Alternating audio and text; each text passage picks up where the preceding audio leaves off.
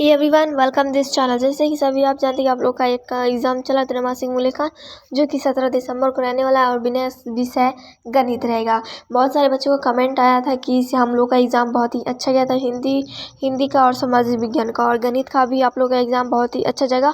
और कमेंट जरूर कीजिएगा, और इस चैनल बनाए तो प्लीज़ चैनल को सब्सक्राइब, लाइक और शेयर कीजिए ताकि आपके दोस्तों को भी हेल्प हो जाए। ठीक है, पूर्णांक 25 रहेगा और भी अच्छे से स्टडी कर लीजिएगा इस क्वेश्चन का। ये एग्जाम हॉल में सेम टू सेम यही क्वेश्चन पूछेंगे और आप लोगों को 25 में से 25 पूर्णांक आएंगे। ठीक है ना, नंबर यानी कि। और नीचे दिए हुए निर्देश कि आपके कुल 5 प्रश्न होंगे, प्रत्येक प्रश्न का उत्तर देना अनिवार्य आप लोगों। ठीक है, दूसरा प्रत्येक प्रश्न के सामने उसका अंकित निर्देशित अंकित रहेंगे। ठीक है, और शिक्षक अपने पास बुलाकर उनका संपर्क सरल उत्तर बताएंगे। ठीक है ना, आप लोग इस प्रकार निर्देश पढ़ लीजिए। और फर्स्ट में क्वेश्चन पूछा गया, कोष्ठ में सही विकल्प चुनकर इस आसानी की पूर्ति कीजिए। बच्चों ने निम्न सारणी के अनुसार विद्यालय के लाइब्रेरी किताब पढ़ने के लिए लिया।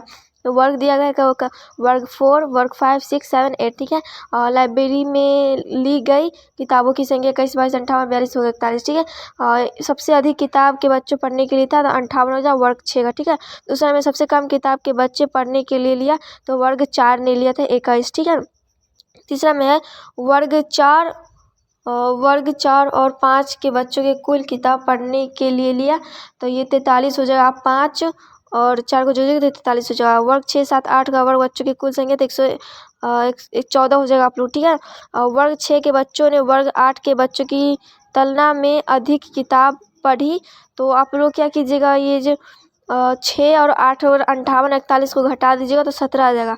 तो आप लोग 17 इसका भर दीजिएगा। ठीक है, अब दूसरा में आगे के सत्य कथन के सामने सही का गलत और गलत के सामने गलत का निशान लगाए। ठीक है, 5 अंक का रहेगा। ये 144 एक पूर्ण वर्ग संख्या है और इसका वर्गमूल 12 है तो ये बिल्कुल सत्य हो जाएगा आप लोग का। दूसरा में किसी सिक्के को उछालने पर हेड आने की प्रवृत्ति 1 होती तो ये गलत है। 0/1 एक परिमेय संख्या है तो ये बिल्कुल सही है। लूडो के पास को फेंकने पर 7 आने की प्रवृत्ति 0 है तो ये भी बिल्कुल सही है। 6, 8, 10 एक पाइथागोरस त्रिक है तो ये भी बिल्कुल सही है। अब तीसरा में आगे सतम अ तथा सतम अ का सही से मिलान कीजिए। सतम अ और सतम ब का मिलान कीजिए, कुल 5 प्रश्न रहेंगे। ठीक है, 5 अंक का रहेगा। फर्स्ट में परिमेय संख्या के लिए योज्य तात्सल्य तो ये ऑप्शन बी हो जाएगा। परिमेय संख्या के गुण का क्रम विनय तो ये ए हो जाएगा। परिमेय संख्या के लिए गुणवत्ता तस्कर तो ये डी हो जाएगा। परिमेय संख्या के वितरण तो ये हो जाएगा ई सी।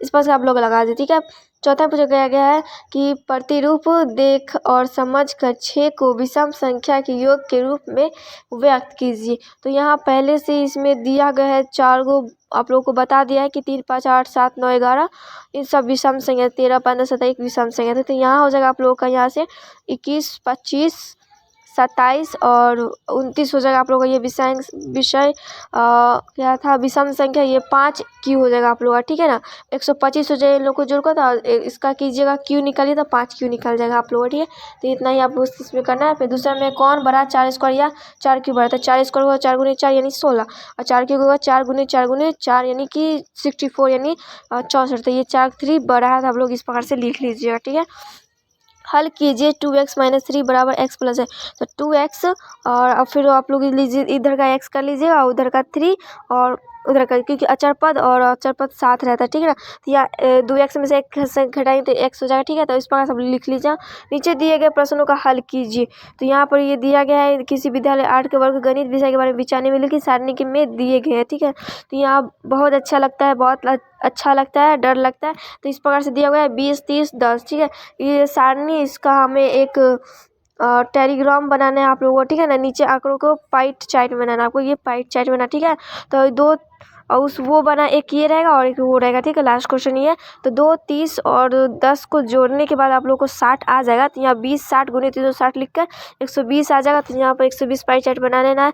फिर इस सबको काट कर 180 आएगा, यहाँ 180 60 का रहेगा तो 60 कर लीजिए। इस तरह से आप लोग को पाई चार्ट बनाना है। ठीक है, और दूसरा क्वेश्चन इसमें है कि सेल के दौरान एक दुकान सभी वस्तु के अंकित मूल्य पर 10% बट्टा में देता है तो 1450 अंकित मूल्य वाला एक जींस और 2 कमीज जिसमें से प्रत्येक का अंकित मूल्य 850 खरीदने के लिए ग्राहक को कितने भुगतान करना हो पड़ेगा।